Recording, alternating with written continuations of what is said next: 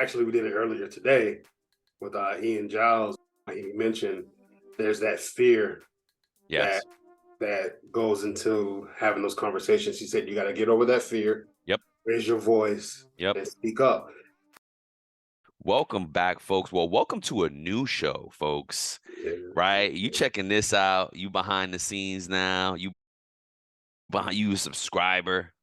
Welcome. Thank you. And we giving you this leveled up show. I mean, look, it's called Uncensored, right? Well, you know what I mean? How you feeling about it? Oh, I'm loving it. This is Right? where we can just let our hair down, let our hair down a little bit, and just speak freely, like within reason, and about things that are concerning payroll professional, even the HR professional. Yep. This could probably go for anybody in the corporate world out there. You know what I'm saying? Yes, we are going to keep it payroll related, but we're going to take some liberties and talk about some things that we want to talk about as, just like you said, professionals. You know what I mean? Humans at the workplace. Yes. We are payroll, though, so it's going to stay about payroll. Payroll is an industry. Check out the gear, check out the merch store while you're here. I do want to explain a little bit about Uncensored. I don't know what order this show will come in, but, and like Walt said, we're going to, within reason, this is not about being inappropriate at all, or vulgar or anything like that, or crazy. No, it's just having a comfortable, a safe place, right? Excuse me, bro. Man, I'm sorry, man. You okay? Nah, I'm feeling a little sick. Which reminds me, crap, man, I need to put in my sick time. Oh, what system do you use? Oh, TrakGO, the simply better employee time clock software that is going to make your life easier. I don't know if you know, man, but it already has a unique graphical employee time card, and it's awesome because it helps you quickly identify and fix the mistakes. That's right. Now that you say that, they just announced the addition of an automatic PTO accrual earnings, so you can say goodbye to those manual calculations. TrakGo's new automatic PTO accrual feature takes the hassle out of tracking those earned and accrued times, assuring accuracy and consistency for both employees and HR teams. Oh, that's golden. That's awesome. You know what? That's right. I remember that. I read that you can choose from various rules like yearly, monthly, pay period, hourly, and hourly percentage to seamlessly align with your company's policies. It includes new state sick leave. Awesome, because I'm not feeling good. That's going to help. And you can do vacation hours that automatically increase with length of service. Man, like, how could someone find out what a simply better solution could do for their business? Oh, to learn more, they're always doing a 14-day free trial. Someone should go to their website at www.timetrackgo.com. That's TIMETRAK go.com. Or if they want to call, the number is 888-321-9922. Let's go. Let's go. Safe talk. That maybe it could be even called that. Safe talk. Yeah. Right? That's another good one. And that's really all it is about. It's talking about subjects that are a little bit more difficult to talk about in the masses. And again, folks want safe places to talk and to hear things, to feedback, to have a dialogue. Go ahead, have a dialogue with us. You know what I mean? Or with themselves. That episode that we did, actually, we did it earlier today with Ian Giles. He mentioned there's that fear that goes into having those conversations. He said you got to get over that fear. Yep. Raise your voice. Yep. And speak up. So this may be an avenue for you to speak up, and you don't have to name your company. You don't have to name the situation. You can just feel free to talk about it here and say, "Hey, I experienced this as a payroll professional. Yeah, I went through this. Yeah. I'm venting. Whatever it is, if it's about your pay, we're going to talk about your pay as a payroll professional. Yep. Everything that you can imagine as a payroll professional and a person when it comes to professionalism and the job, Yep. we're gonna cover it here. Yeah, So exactly. I like what you said. Maybe we got to revisit the name. We Yeah. like Uncensored, but Safe Talk sounds good. Safe Talk does sound good. Yeah, it does sound good. Let's think about that. So by the time you guys get it, this might be renamed. We're recording in advance for folks. We want to have things ready when we go live with the new site. We're going to load up some of these shows. You'll be ready to go with a few episodes of things. This first one today, we're going to talk about friends at work. You know what I mean? Yeah. What good, bad, ugly, best practice. We got some stats. We found some stuff to talk about to give us some things and just sharing our own personal experiences. Look, we can flow right into it because if we didn't have friends at work, me and Walt wouldn't have met. And shoot, we could talk a lot about our dynamic too because Yeah. it was tough. And you don't mind, unless we can get right to it. Yeah. When we met, it was really, I hired Walt to be a payroll manager at our first gig together, right? But something, I don't know, something right away, we got along. And we've had rocky times. We went through moments where we didn't speak anymore, and when we reconnect, yo, what's up, man? How you doing? When this kindred spirits just find each other again and reconnect and rebuild. And I think, and that's something that I've always shared with Walt, is you don't know relationships until you go through the bad times. It's easy to, we got money, we got happiness, we got food, we got this, we never cry, it's easy, fair weather friends. Relationships are built in the trenches, bro. There you go. You always say that. That's how I like that better. Yep. You're gonna find out who's for you when you're at your worst. They'll chin check you, be like, and they may even be mad at you. Yep. But then they'll come back and be like, bro, let's sort this out. Yeah. And that takes emotional intelligence, and we'll cover a little bit of that here. But like you said, with our dynamic, it's not always like that. Yeah. Sometimes people are playing the game. Yes. And we'll talk. You know what I'm saying? Yep. So like, so what do you mean by that? Say we in it. Talk about it. What's playing the game? It's a part of, like that saying, either you play or you get played. Yep. So a lot of times it's an old moniker that used to be used, and maybe a little toxic, dog eat dog world. Mm-hmm. So get in where you fit in. Mm-hmm. Survival of the fittest. Yep. That has been too long. That has been the culture in corporate America, in jobs, different jobs, not just corporate America, just different organizations. You know what I'm saying? This has happened where people pit against each other. Yep. Everything's competitive, right? Yep. There's always all these competition shows where you compete against one another to see who's the best. And sometimes people will intentionally befriend you because it's to their advantage to do that. Mm-hmm. I've had people that I've opened up to in my personal life, earlier in my career, opened up to and looked out for and been burnt because they were looking out for them. When it came down to it, hey, it's me or you, I'm choosing me. Mm-hmm. And that's what they went with. And instead of like being honorable, and instead of doing the things like that I thought that I was really naive. Was that before or after the military? That was after the military. Did you experience this in the military too, or in the military was there like a brotherhood of camaraderie that we all banded together because you had to? Because you were sometimes out to sea for like months, and you got to look at this person in the face like, all right, you hash it out, right? You know what I'm saying? Like you hash it out because you have nowhere to go. You can't go home. You can't ignore the person anymore. Yep. Yeah, you got to hash it out. So yeah, there is that brotherhood, and just like siblings have their clashes. So you bump heads with your friends, your loved ones.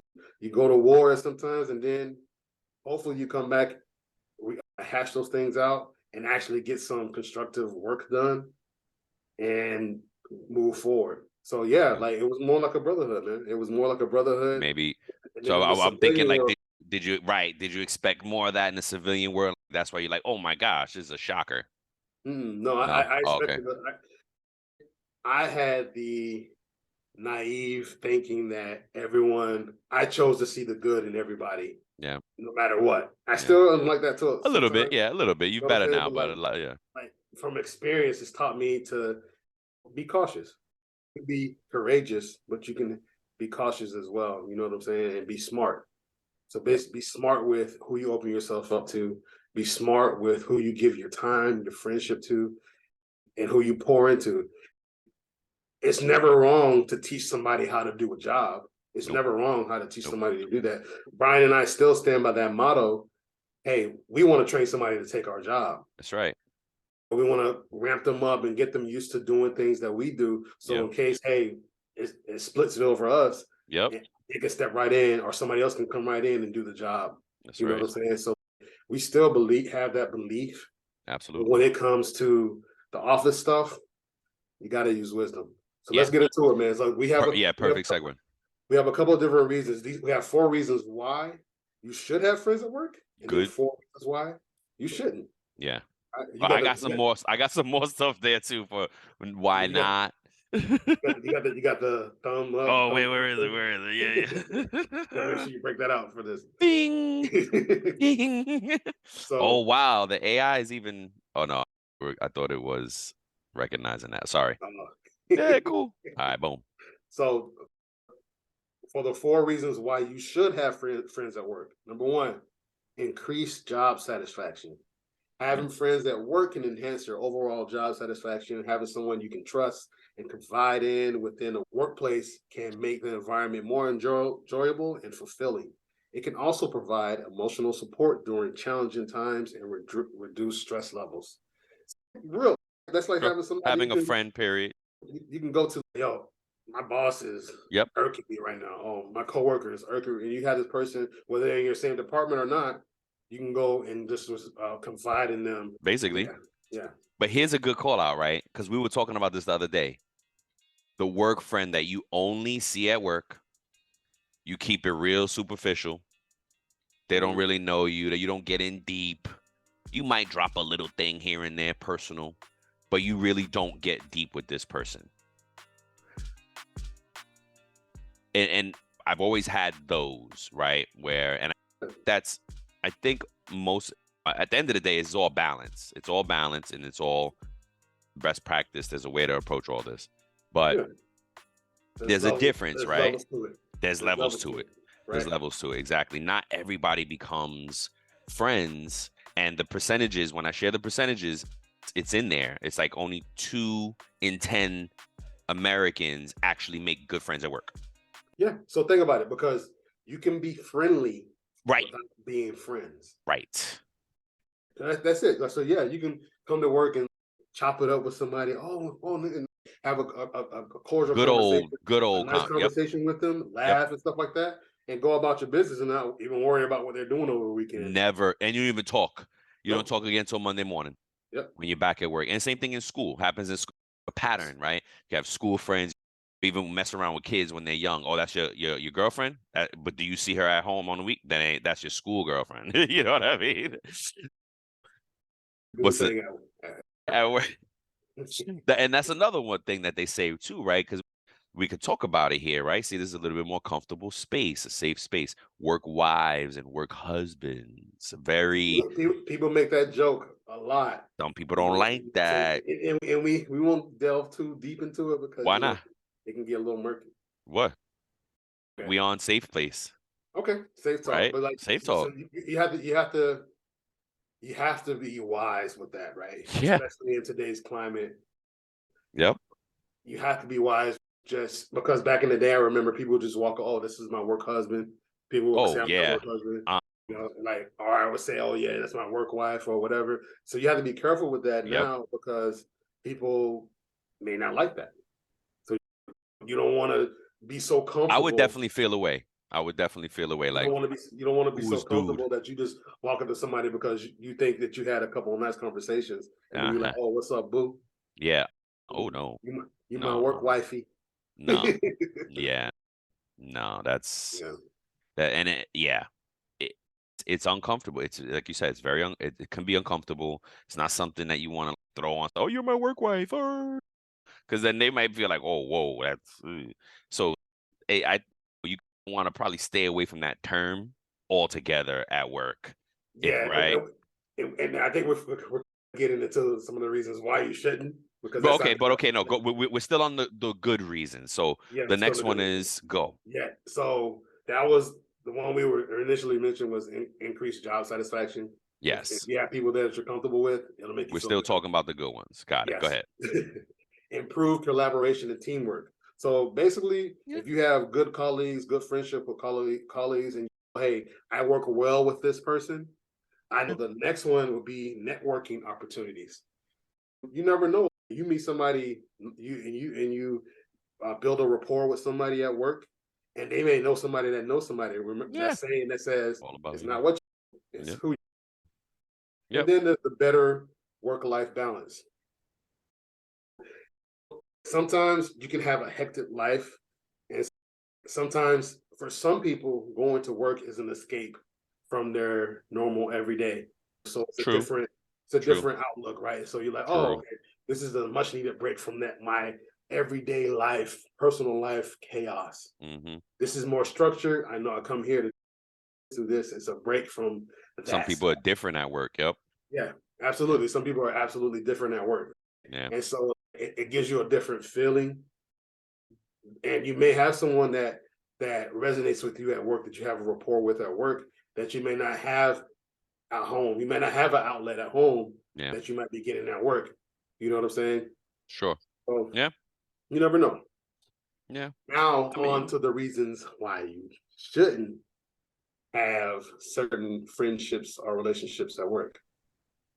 and yeah. Boundaries Yep. and distractions is number one. Sometimes people get too freaking comfortable. You think you're cool with somebody, like we were Yep. saying earlier, you cool with somebody, like I had somebody slap me in the side of my head because she thought it was cool. Mm-hmm. We ain't cool like that. For real. I agree, because being bald, it invites it for some people. The Echo, only person, my head is big, man. the only person that does that to me that I will allow is my nephew. That's it. And he's really the only one that's ever even had the cojones to do it. Well, not getting too much into our stuff, but you and I had a situation where I was comfortable with an action that I was doing. Well, right? tell him you. So I would like, for me, I'm It wasn't that bad. Let me tell you. touchy Philly. Well, no, not at all. I wouldn't say that. So it was a very, Walt was like this. If we're talking, he was just like on my arm or something like that. And I had to tell him, I was like, whoa, my gosh, I'm so sorry. I didn't come out this well, guys. We had a moment, right? But it was like you said, relationships are built in the trenches, right? And I said it came out badly, but I don't even my mom's touching me too much is uncomfortable for me. You know what I mean? I'm only okay with touch from very few people. You know what I mean? Yeah. And even my kids sometimes, I'm like, yo, all right, yo, get off of me. You know what I'm saying? It completely came out wrong. Brian was like, Yes. "You broke Omar Epps looking mug. Stop touching me. Stop touching me." Yeah, No, it was bad. but That's we had to go through that because yes. I was comfortable, and sometimes this is how relationships work, right? Sometimes we allow people to do stuff, even though it bothers us. We just like, Yep. oh, and then they say something to give us that leeway to let them know. And Yeah. sometimes you can be holding on to it and just it comes out like a rocket. Like, Yeah. you know what I'm saying? You shake up a soda and then open it up. Yeah. You know what I'm saying? So that's what happens sometimes. And then so you gotta establish those boundaries at work, in any relationship. You gotta establish boundaries. And that's the thing that can happen. You said it in any relationship. In any relationship, right? Yep. And it creates distractions. So if you're super friendly, hey, when you get with this person, the conversations are great. You laugh. You're supposed to be working on this project, but you're in their office like laughing, akikiing and stuff. You know what I'm saying? And the time goes by, you're like, oh snap! It can mess with your time management. And for a payroll processor, time management is everything. Everything. Like we covered with Lindsay a few weeks ago, The first one I remember is like working from home, right? We've been home for years now. Every now and then I go back to the office. What I noticed is when I go to the office, there's, and fine, we don't get to talk so much, but it's still, I still remember all the side chatter, right? I clock that as soon as I get into an unrelated work conversation, the clock goes off in my head and I'm like, ding, oh my God, how long am I going to be here talking about non-work stuff? I got to get back to work. This is crazy. Do it to me. Da, da, da, da. You used to do it to me. You used to look at your watch. Especially when we first met, you were like, all right, well, it's been 10, 15 minutes, bro. So I used to, until another job. See, I don't even remember that. I had another job. They actually told dude, yo, you talking to people too much. We see you. And he would OD, yo. He would, we put it this way, and I hate to, please don't put yourself on blast, folks. Okay. We're going to talk. It's a much smaller audience here and more. But if anybody that happened to be in this environment, don't call anybody out. It was an open environment, right? There was no offices for folks. We were all in one big room. Yeah. Okay. You could see style. all the departments. Yep. It was a big room. You could see all the departments, right? Dude would bounce around and just boom, 5 minutes there, 5 minutes there, 10 minutes there, while he went back and forth to the bathroom and to the lunchroom and stuff. And they had to tell him, like, yo, you talking too much, bro. Go do your work. This is not the social out. You know what I mean? So you got to be mindful. It's okay to chat. It's okay to chop it up. But you got to kind of keep it for lunch hour. You know what I mean? Yep. I had a great spot once that we had a little group for lunch. There was a room that nobody used, and we would dip in the room, put the TV on, lunch hour. Everybody had their food, boom, we'd kiki it up, and boom, back to work. It was great. It was great. But what was you gonna say? Yeah, it's true, man. Like I knew a situation where it was borderline harassment what the dude was doing, but he was comfortable. He was a nice guy, attractive guy. So all the ladies were like, like fawning over him and everything like that. And so he, in his mind, took it as like, that's dangerous too. You know, I'm the man. I'm the man. They're comfortable with me, so he would go around. How you doing? Massage. Hugging. Oh no. Massage like their shoulders and stuff. Oh, how you doing? You look kids and stuff like that. Because he felt comfortable enough, which is toxic on his end or whatever, but he felt comfortable enough to go and do that. And he probably had done that in other places and it was deemed okay. How many people have, like I said earlier, how many people have not established boundaries with someone and they let them do it because they're just like, okay. Yeah. Especially if it's a boss. Yep. So if you're cool with your boss and you notice your boss is taking advantage of you, because sometimes bosses will do that. Yep. And they'll take advantage of you because they know you're that yes person. Man. Yeah. You're that yes person. You're right. Sorry, yes person. Excuse me, folks. you're that person that's always gonna say yes, no matter what. Even if you should say no and establish a boundary, they're like, no, I'm not cool with that. You should always establish a boundary no matter what level the person is at your job. Whether they report to you or you report to them or whatever. Yep. Establish Especially you're a female. Or you know what? I guess it doesn't matter. You're right. Either way. See, and I think some of this stuff is like we come from a different era where toxic masculinity was okay back in the day or accepted and tolerated, and it's not okay anymore. No kind of toxic. People turn look the other way. Yeah. And women felt like, oh my God, I have to do this or take this to move up and have a job. I gotta survive. Like, it's horrible, man. I'm a father of girls and a boy, but I got girls too. So I have to think about that as well. Yo, what? And for my boy in this world that we live in, yo, don't let people take advantage of you in either way. Everybody's fair game. Everybody's exactly. So the next one, office politics and favoritism. So if you have a bad relationship with somebody at work, they may lean on you to help prove their case, even if they're wrong. Yeah. You know what I'm saying? Or they may lean on you to the point where I've seen situations where our boss had a favorite, and they would let this person get away with everything. Yeah. But if someone else on the team did the same exact thing, they would get reprimanded. They say, "Oh, they get that pop on the hand or whatever. Oh, I'm gonna write you up if you keep doing this. You keep coming in late. You keep calling off. I'm gonna write you up." But that one person on the team was allowed to do whatever the hell they wanted. Whack.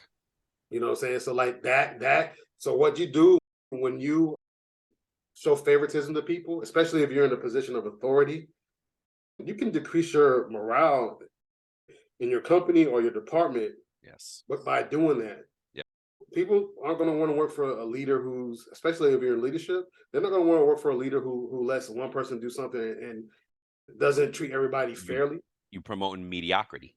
Yeah. Yeah. No. Yeah. And then another thing is office politics. This is going back to what we said with that first one. When people play the game. Yes. So people will get in nice with you and stuff like that. And like, oh, joke with you. And then in the meeting, be like, gotcha. Yeah. Oh, oof. Oh, because they'll be like, oh, Brian, like you said, this one's not doing their job.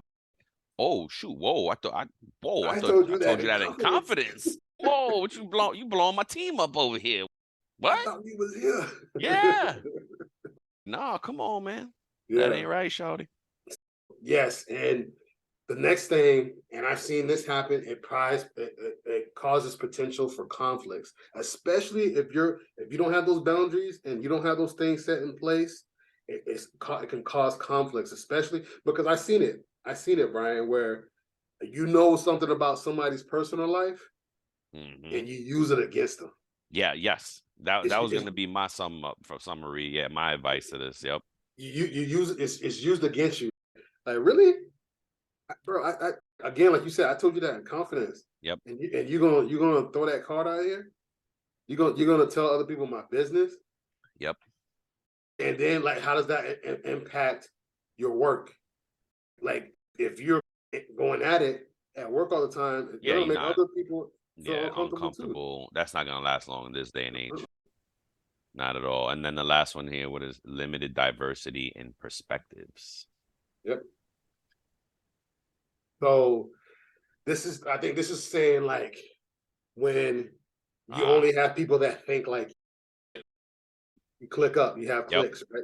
Yep. You like, and we see this all the time where they band together and the birds of a feather flock together, like they say, and everybody is cool with each other and they look out for each other and they protect each other and stuff like that. And this is where, in order to get progress, you have to get everybody's opinion. My bosses that I had said that how she sometimes orchestrated a resolution to a disagreement was saying, imagine you're wrong and imagine you're wrong.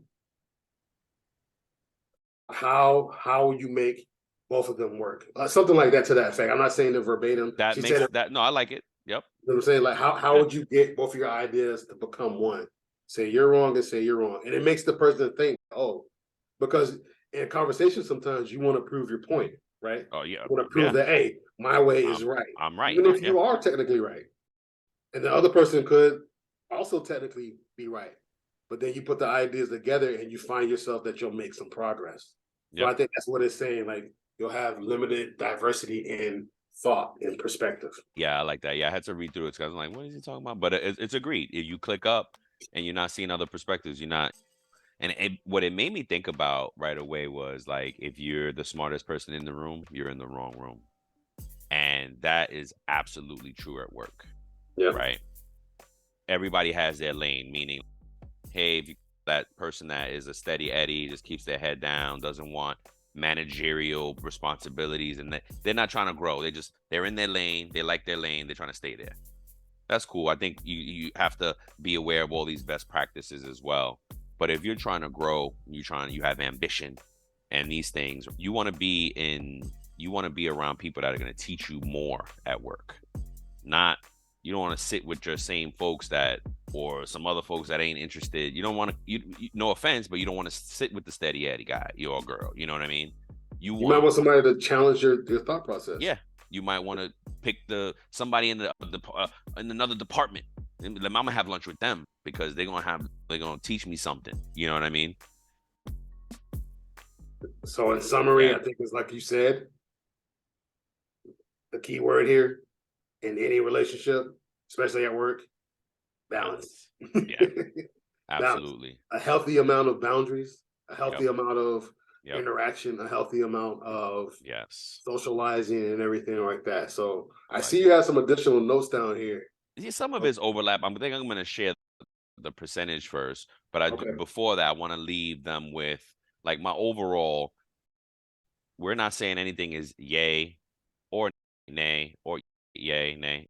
We're not saying, oh, this is good, this is bad. We're just, it's conversation, right? You think about this stuff. There's a best practice. The best practice, like any relationship,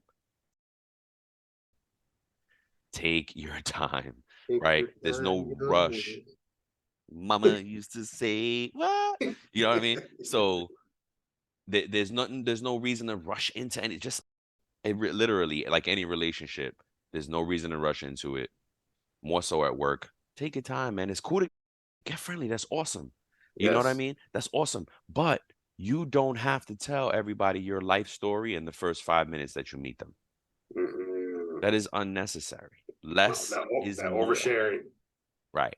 Oversharing is not good. Less is more. There's another saying that I live by. 3 things you never share: love, money, and your next move.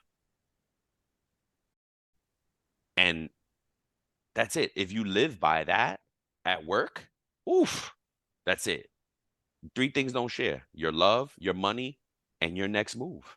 Because your next move could be out of that job, Yeah. right? Your next move could be starting a side hustle. And then somebody at work, your boy at work is like, what? Oh, this boy's getting money. Okay, you don't need this job. Okay, You don't need I'm to, you gonna don't need take your job. you don't need to get this job, or I'm gonna be on that run tell that, and Run tell that. I'm gonna Exactly. go spread this rumor like, oh, you know what, Yeah. Ryan might be, Yeah. Walt might be. They're out of here. Yeah. You know what I mean? You have to be careful. You Mhm. have to be careful with things, and you just have to approach it like that with balance. Take less is more. Take your time. Do not rush into things like that.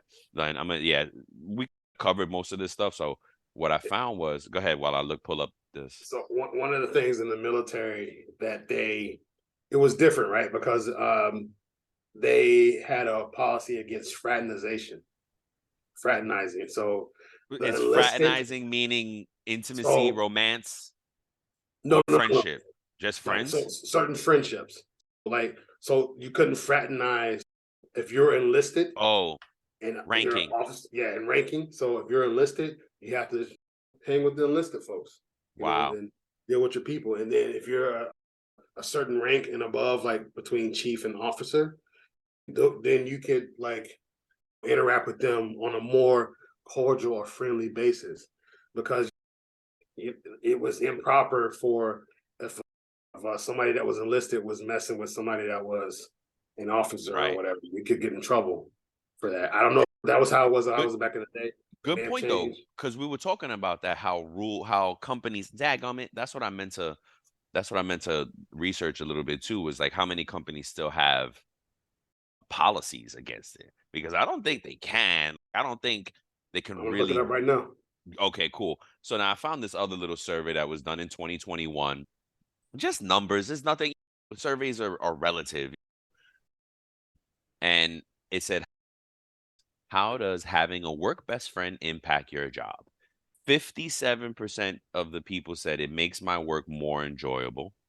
22% say I'm as or more productive. 21% says they have supported me through any workplace or personal issues. Wow. 21% say I feel more creative. 21% say I don't have a friend at work. 20%, oh, I'm sorry, 15% say I don't have one, but would like one ideally. Wow. 12% say I'm less likely to leave the company. I don't know about that. Yeah. 6% say they're less productive. They're being honest. I think Mm-hmm. it's probably bigger. And then 5% I have started a new company, new role in the last year, and have found it hard to make friends. That you may not be a good fit. You know what I mean? Word up. Because I feel like, and I talk about this in, like I was telling you, I'm writing pillar number 1 out, right? Well, I'm writing the 5 pillars out. And pillar number 1, talent, I basically threw in there the the Jim Collins Good to Great book when he mentions this concept of having the right people on the right bus. So no matter what skill set or where you're going, if you got the right people on the bus, it doesn't matter. You're gonna be successful wherever you go and whatever you do, right? You have the right people. And I do feel that where we are currently it has done a great job in getting the right people on the bus. And it's so that might be just the kind of testament to not being in the right place, being a right fit for that. You might want to rethink that environment there. But go ahead, what'd you find? Yeah, there's a lot of, well, it's not, I'm looking for an actual percentage and I can't find it, but there are templates out there saying, hey, a non-fraternization policy. There's even one article that says that why businesses should have a fraternization policy. Oh wow. That creates limitation between coworkers' professional and personal life. I worked for a place, I think I told you this. I worked for a place that actually had a policy in the Handbook? civilian world. Oh, okay. Not just the military. Okay. Like I work for a company that hey, you had to go to HR, and if you were interested in somebody, you literally had to sign something like, hey, this is not going to impact my work. We're not going to do this. So literally weird. That's so weird. I wonder where the legalities are on that. Because it's because it's up to from what I'm reading, it says it's up to the company because they're saying it could potentially impact productivity, which will impact the company. If the relationship goes sour and somebody, whether that's a friendship or romantic, like it could cause trouble at work. So real quick, I found that article. It says, can my company tell me on one hand that I should not go out to dinner with my coworker? Blah, blah, blah. Cannot, what? No. Sorry, folks. Yeah. I guess there's no clear cut on it.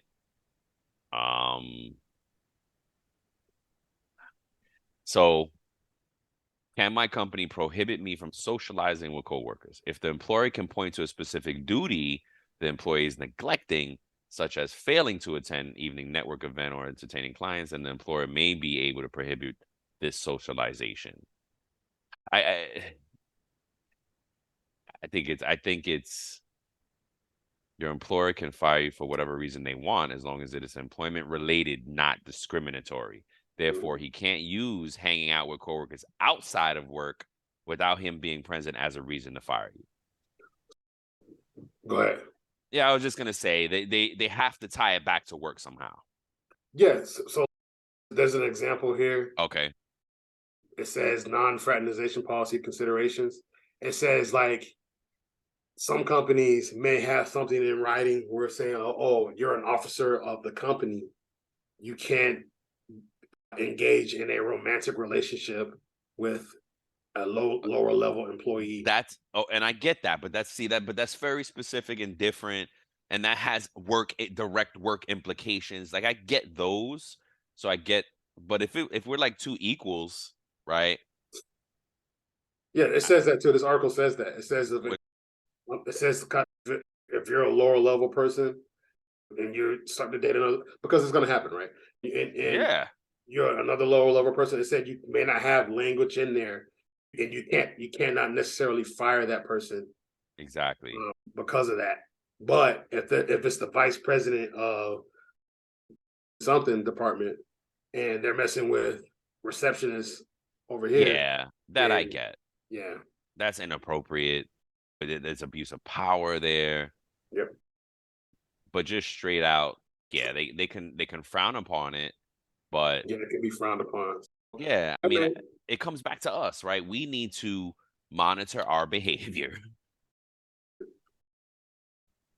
and just well, that's why I like working at home a lot, because I can just focus, I can lock in, I can choose when I'm gonna socialize and fraternize. I can choose when I have my distracting conversations or whatever, Yep. and BS and whatnot. And you don't get forced into something and then have to be rude. Hey, I need to get back to work right now. You know what I mean? And in the open environment, it's tough because people just. I used to be at the edge on the corner, and people used to just stop. Hey, what's up, man? Yeah. They stop and ask a legitimate question, and they're like, "Oh, okay, cool. Oh," then I just be like, "All right, yeah, man. All right, cool, man." Or person, like it was so tough to. How do you go away, please? I'm right in the middle of this. That was the tough part, and then I found myself going into rooms like when I needed to do focused work. I would have to go into a room and close the door and just Yep. go Close at the it. door. Yep. Close your office door. Yeah. Well, no, I didn't have an office in this open environment. Oh, in the open We environment. did have rooms that we can duck into. People, you still had conference calls. We were in HR and payroll, so we had to have private calls, confidential calls. You know what I mean? There was a concern about our screens being out, and I was really good at that. Like folks would come up and I would click, boom, click. Like I would be very conscious about who's behind me. Boom, let me switch my screens. I'm not on, because if I had somebody's freaking salary up on their employee profile, my screen, I had two big ass screens. Like this is visible like a block away. Getting into other stuff, but still, it's a workplace thing. And maybe that we got to figure out where that falls in this conversations. But yeah, man. What else? In that same survey, they said, "Do you have a work best friend?" See, now this is where the numbers are off in these surveys, right? Because it's 40% says they do not have one, but then, oh, okay, 15% of them said they would like one though. So 40% said They do don't not have a work friend, but 15% would like a work friend. It'd be nice. Yeah. Right now, my work friend is Charlie. With Charlie, we ain't working right now. He left my ass, but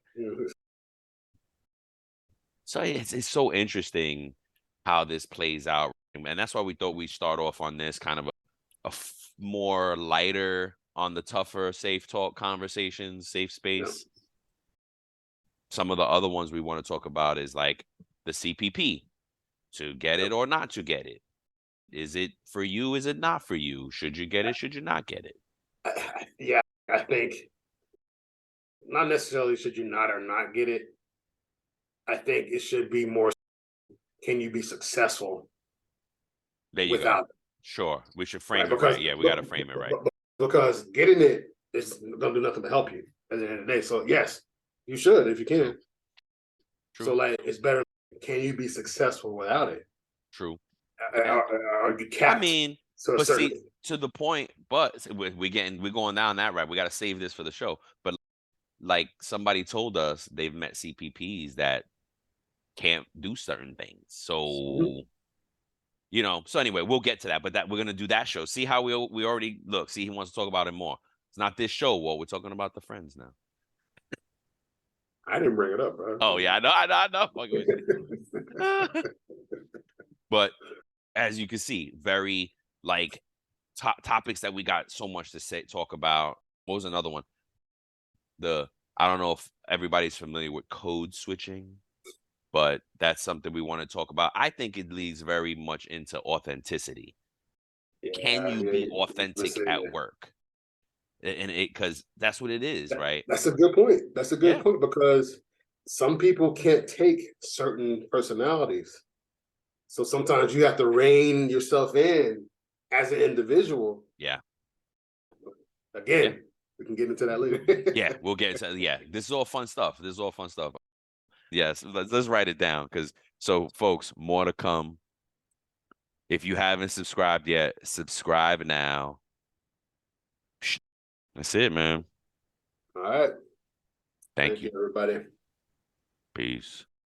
Before we sign off, here are a couple quick things. Don't forget to follow It's About Payroll on LinkedIn and It's About Your Paycheck on Facebook and TikTok. Thank you for being a part of our payroll community, and thank you for being a part of this journey with us. Until next time, keep learning, keep growing, and most importantly, keep going.